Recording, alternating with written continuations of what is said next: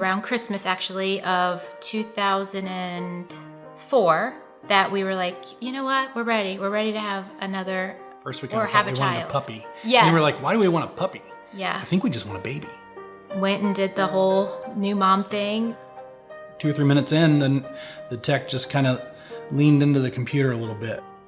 She took off her gloves and she said, I need to go get the doctor. Something's wrong with your baby.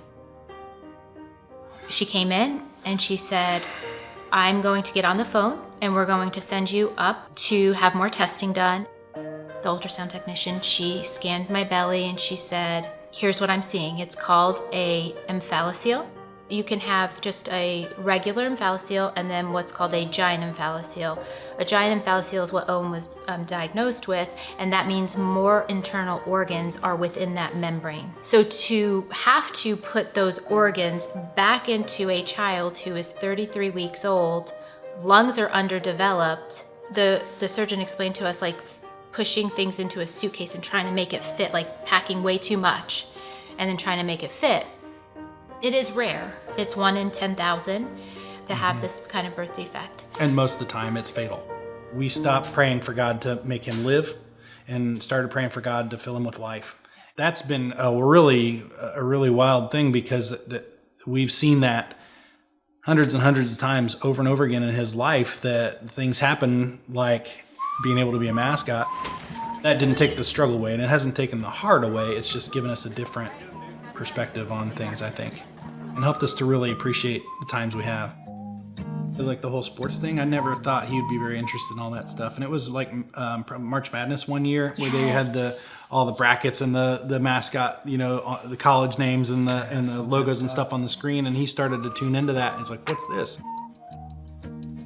And then 7th grade comes and his feeding tube came out. I'd always eaten lunch with him at school on Fridays. We were sitting there eating, just doing our thing, and the principal walked through the room and he said, Mrs. Davis, can you come here? And he kind of wavered over and she came over. Sure, Owen, what do you need? And he said, could you have the athletic director approach me about being the mascot? And I looked at her and she went, she said, well, we have an Angry Birds mask. Kevin goes, we are not doing an Angry Bird. And he showed me the picture of Owen's cheeks smushed That together. was awful. And this Angry Bird, just face. The yellow Angry Bird. I was like, no. And he goes, my son's not playing soccer or baseball, things that I thought. We are ordering him a real costume. Like we are getting him an Oriole. So we get the costume, we get a jersey, and we say, have at it. How do you do it? We don't know how to do this. Stand near the cheerleaders. And don't get in their way. We've had to teach him how to eat, how to breathe, how to. But when he put that mascot costume on, we didn't have to teach him. He can just be himself. Knew. It made me happy. Yeah, why?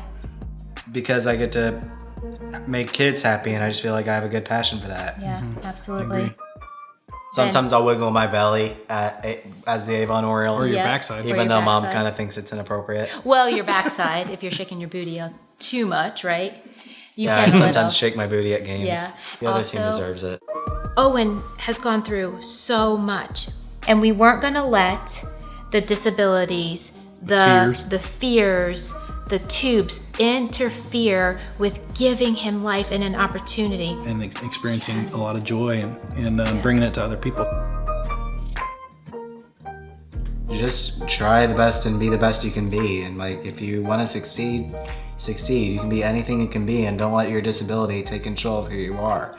You're perfect in God's image, and like, however you may be.